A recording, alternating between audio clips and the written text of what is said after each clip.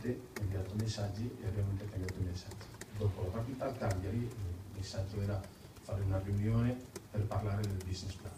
Io che ero impegnato, lui era impegnato, abbiamo spostato questo per qualche giorno. No, ho detto no a Napoli perché ancora non ho visto il progetto, il business plan, e non ho detto niente al Manchester City che dicono oggi che non è vero.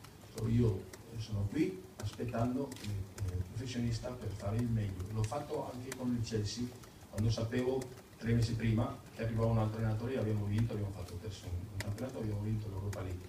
E lo faccio qui ogni giorno e provo a gestire questi ragazzi della maniera che so gestire.